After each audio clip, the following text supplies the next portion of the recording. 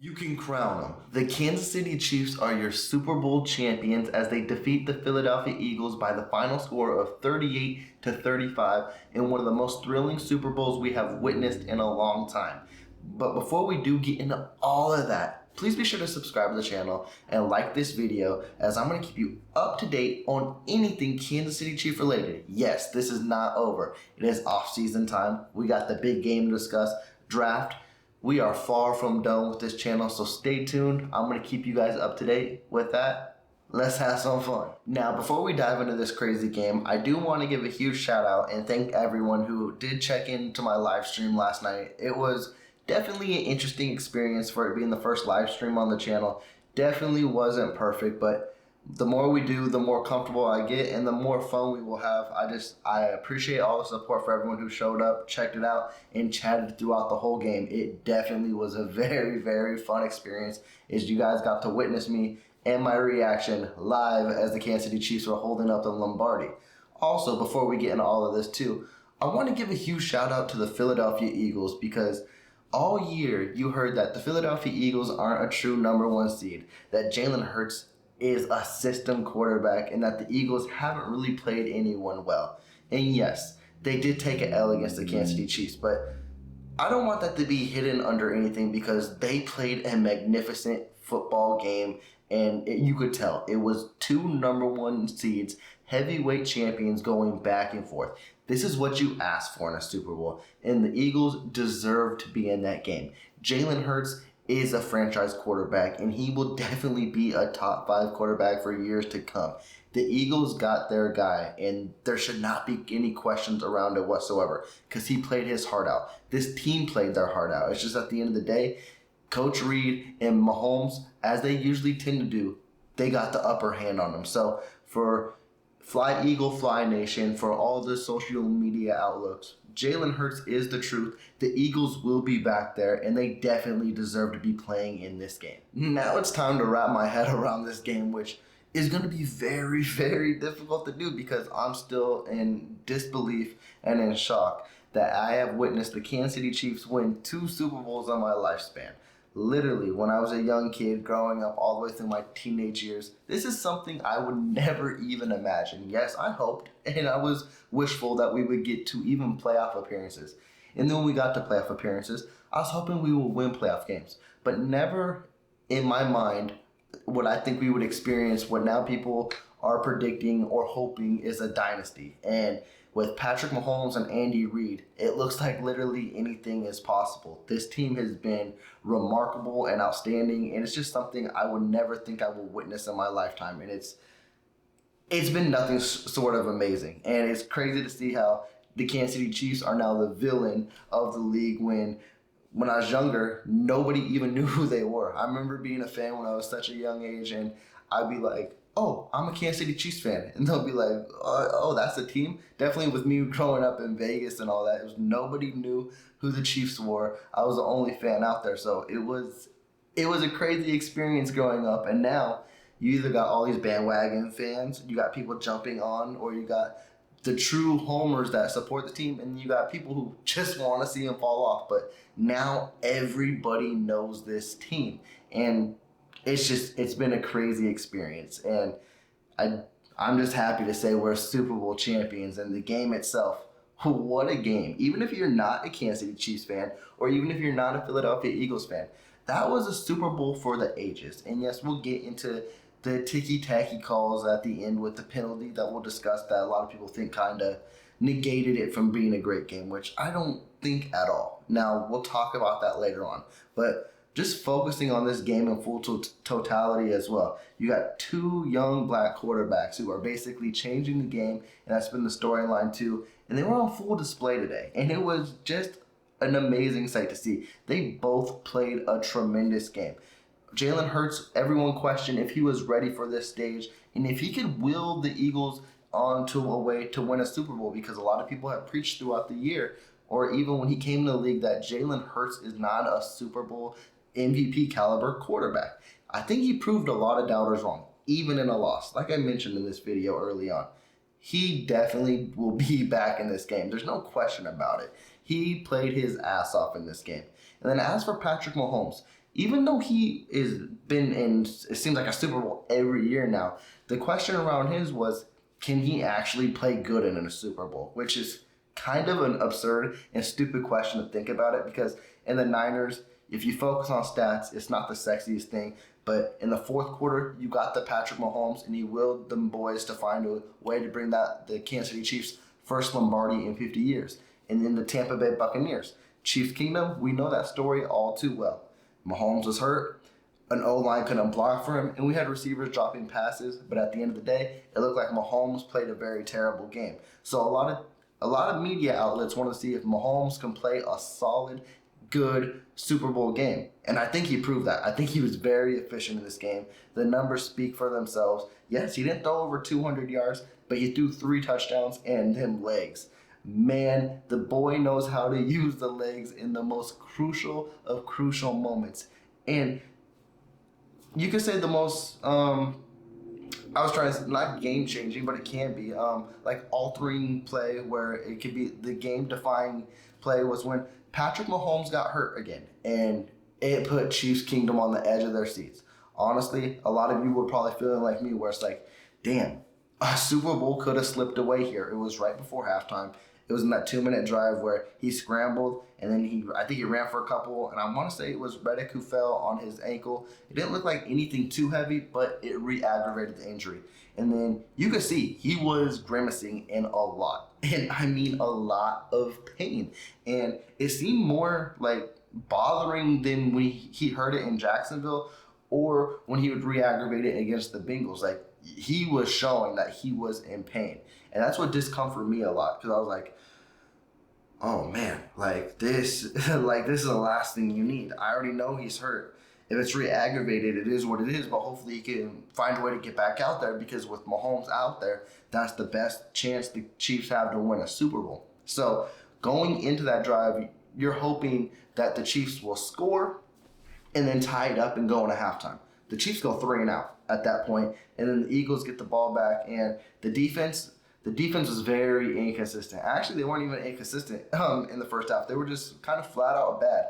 The Eagles had their way with them and was moving the ball down the field, and that's what they did there. The thing is, they bent there, but they didn't break and let the Eagles settle for a field goal. And I think at that point they were up by 10. I could be incorrect there, but I know it extended their lead to where the Chiefs thought they would be able to tie the game, and then instead now they're losing by double digits. Yeah, I think it was 24-14.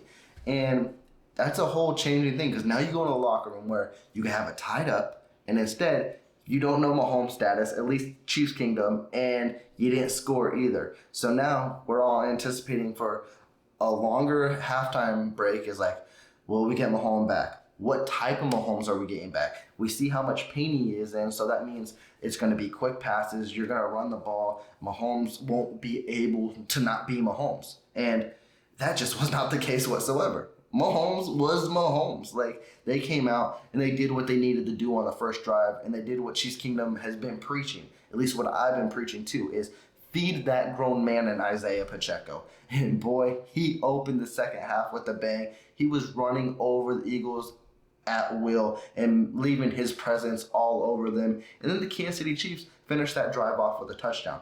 Actually, every drive in the second half, the Kansas City Chiefs scored. Actually, they played magnificent in the second half. I think Mahomes only had 1 incomplete pass, and that 1 incomplete pass was a throwaway. These boys played beautifully. On my live stream, what I was discussing with the fans too was they need to come out and score, and then they need to score frequently in offense. And the defense, they didn't need to make many stops, because it didn't look like this was going to be that type of game where the defense was just going to play shut down and shut the Eagles up for the rest of the game. It was they needed to make 1 or 2 stops.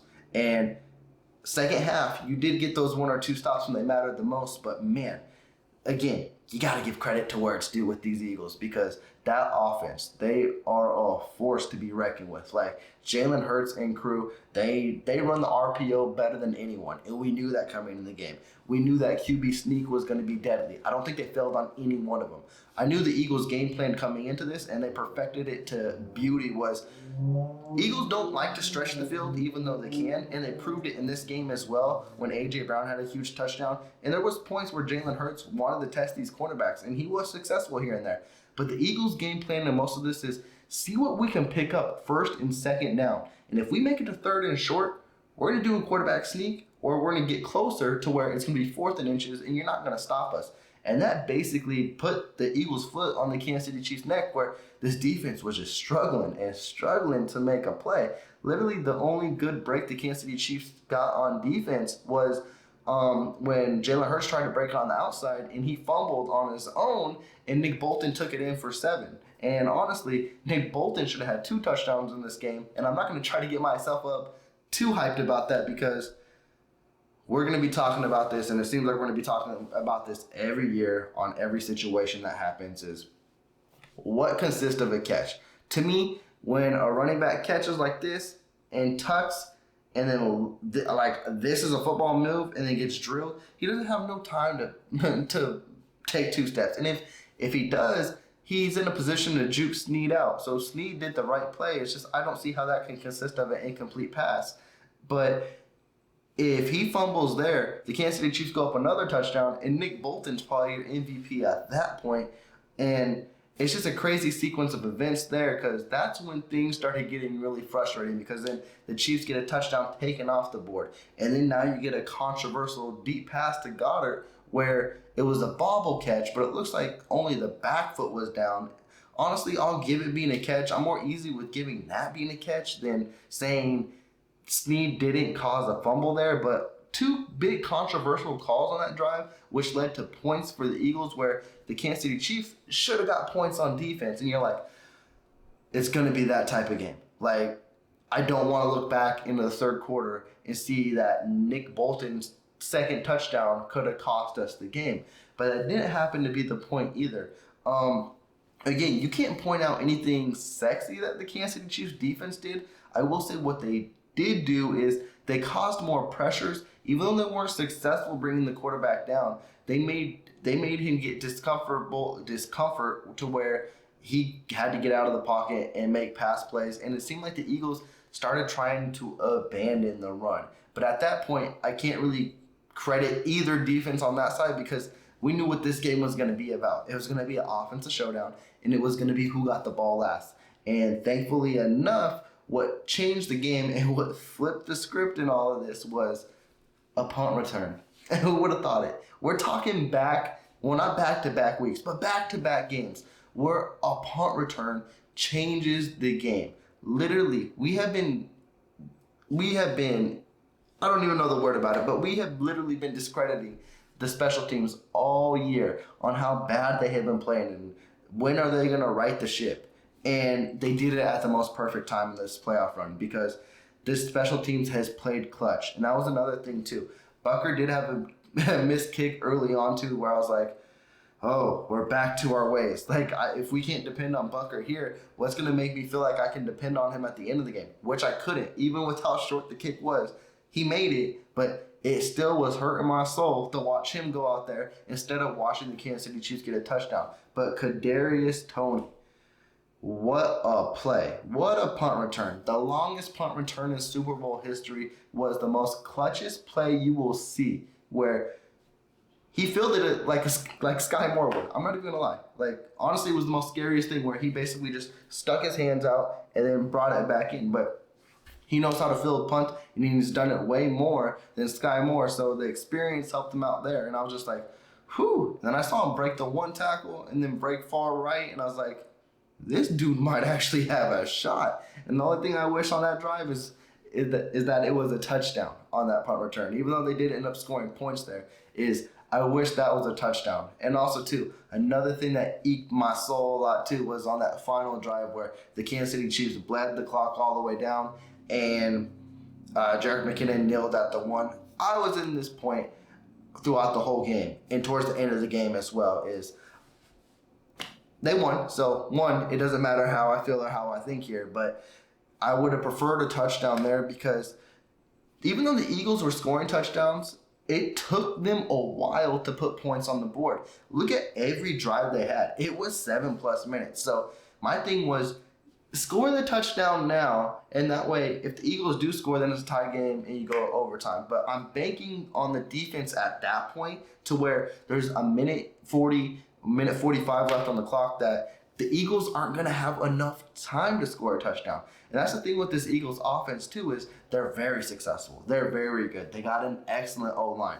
But when you focus on the run game and when you can't move the ball downfield with throwing the ball, which they did, but when you can't do it in a consistent fashion, you'll score touchdowns. But when you're taking 7 minutes off the clock, and that's what they want to do, when you come to a crucial time management point where there's a minute 40 left, I'm going to take the Kansas City Chiefs defense on that to where now that becomes their game, and the Philadelphia Eagles are going to have to change a lot. Again, I'm thankful the field goal played out, but at that specific moment, I was like, take the touchdown and trust your defense. And I know that's crazy to say because the defense wasn't stopping anyone, but even though they weren't stopping anyone, the Eagles took so much time to score. And I believe at the minute 40, they weren't going to score a touchdown. And again, I don't know if you give high praise to the defense there or high praise to the Eagles offense, because even though it did take a lot of time off and it wore the defense out a lot, it just showed that they were fighting to where, hey, we're not just going to get blown over the top or you guys are going to get home run plays. The only home run play was really to A.J. Brown for a touchdown, and that was basically McDuffie struggling to track a ball, and also Juan Thornhill wasn't in good safety protection there, but he also corrected that later on in the game too, where I thought he almost had a pick. And that just shows the adjustments there to where I think it was literally the next series, the Eagles went deep, and Thornhill basically comes flying in and almost gets an interception. Those are the type of adjustments you love to see. Those are the type of plays you need to see. Again, stat line, this game is not going to look too crazy besides the final score. But even with Mahomes too, you may say he didn't deserve the MVP or Jalen Hurts played better than him if you're just watching a box score. But at the end of the day, when you seen how hurt he was, and then he comes in the second half and literally plays mistake-free football, and then on those final two drives where he depends on his leg and he busts a run for like 25 on a hurt high ankle sprain, yeah, he deserves it. He let it all on the line too. And also, you got to give more kudos to coaching. And I think it's funny to say as well because throughout Andy Reid's tenure, even as a Philadelphia Eagle, even as a Kansas City Chief, what he's been highly criticized as is his clock management, his play calling in crucial situations. That second half, him and Coach EB basically scripted a beautiful third and fourth quarter to where it was mistake-free, and coaching won that Super Bowl where he outcoached Nick Sirianni. And what better way to do it against your former team? The team that literally booted you out of town because they didn't trust your play calling anymore. They didn't trust your time management in 2 minutes. I know a lot of Philadelphia Eagle fans remember that. I know a lot of Chiefs Kingdom fans remember that too because we dealt with that here and there as well. Coach Reid coached his most perfect second half in the biggest game of the year. And it's just funny to see how all of this comes full circle too. And he even gave credit to Eric Bieniemy as well, because Eric Bieniemy, again, he's going to probably not be a Kansas City Chief next year. And I wish if he wants to be an OC and he doesn't take an OC anywhere else, I welcome him back. I think he deserves to be a head coach, and it was on full display in the Super Bowl too, where those two, what is it called now? Corn dog, that Andy Reid calls him now. The one to Kadarius Toney and the one to Sky Moore. Yes, the name of the play is funny and all that, but at the end of the day, though, looking it back on it in a film and then watching the breakdowns of it is like he literally called the first play to see what the Eagles would do to dissect and how they would move in packages, and then they moved the same exact way, and he knew when to call the play.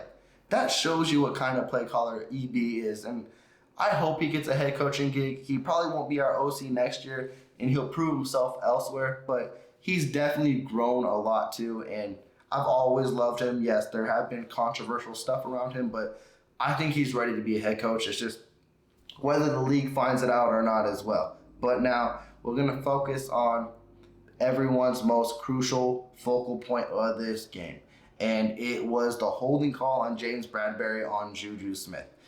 Yes, a lot of people are going to say, one, they're not even arguing that it's holding. I think 99% of America agree that it's holding. It's just whether or not you call that there, or whether or not, or not whether or not, but you didn't really call it throughout the whole game. So why are you calling it right there? And if it was a catchable ball, and I get the argument throughout the whole thing as well, but at the end of the day, it is a legit penalty. Bradbury said it was a legit penalty, and if that's what they want to call it, that's what they're going to call it. It's not like you look back on the tape and you don't see no penalty there. That I would mostly agree with you and say, oh, well, there was no holding. And even as a Chiefs fan, I would be in the same boat and be like, oh, we really got away with one. But I can't say that there. Now, one thing I will say is, like, did it disrupt Juju enough to get to the football? I'm not quite sure either. What people are mostly focusing on is the top of the route. When at the beginning of the route is where the hold came, where Juju flipped his hips, and you could literally see Bradbury pulling that. Now, I don't know how much that disrupts the route or not, but at the end of the day, we will never know because maybe Juju gets closer to that ball. Maybe he tries to make an attempt. Who knows? At the end of the day, the right penalty was called. It was just unfortunate for James Bradbury as well. And I know people are going to say, well, the refs gifted Kansas City Chiefs another win. They gifted them one in the Cincinnati game, and now they gifted them a Super Bowl champion. Get over yourself. Like, literally, that's not the case. Like, the Eagles had literally 2 quarters. They were up by double digits, and Patrick Mahomes, Coach Reed, and the offense got hot as well. And it could have been a way different game, like I mentioned, if they let Nick Bolton have his second touchdown. And also, there was ticky-tacky calls in the beginning as well, where Juju made a quick slant and Bradbury grabbed his arm there, and they didn't notice it. And Juju was very frustrated there. So play calling, it gets unfortunate, and it's sad to see, and it's sad that that's one of the main focuses of conversation. But even if it was called or wasn't called, we would still be talking about it, honestly. The Kansas City Chiefs fans would be upset, or Eagles fans would be upset, or it would still be all over your social media news saying, should that play have been called a penalty or should it not? We just like to focus heavily on the refs. Honestly, I don't know how. I really don't know how I want to call the ref game. Like I said, I wish Nick Bolton would have had his touchdown. I wish there would have been penalties called early on. It wasn't a consistent game. It's just the stature of what the refs are nowadays, unfortunately. But do I think that ruins what we should have focused on more on this game? No. This was an amazing Super Bowl. Like I said earlier in this video, you didn't have to be a Kansas City Chiefs fan. You didn't have to be a Philadelphia Eagles fan. This was highly entertaining. You saw 2 dudes go back and forth fighting for the Lombardi, and at the end of it, you saw 2 teams willing their way, trying their best to fight for victory, and at all of it, the Kansas City Chiefs are Super Bowl champions 2 out of 4 years, their 3rd Super Bowl championship in franchise history. I can't believe we're witnessing greatness again. Hopefully they can run it back. It's going to be so much fun. With that, Chiefs Kingdom, I'm going to close this video out. Please be sure to subscribe to the channel. I might have one more video on this Super Bowl, but as for that, we got off-season to talk about. Free agency. It's one of my funnest points of periods where you guys are going to see me predict a lot of things that aren't going to happen. But that's what free agency is all about. Also in the comments, if you have any destinations or any sexy free agent signings you want to see the Kansas City Chiefs do, mention it in the comments. We'll discuss. I'll put it on the video and we'll make a video about it and we'll just have fun. There are a lot of dudes to talk about.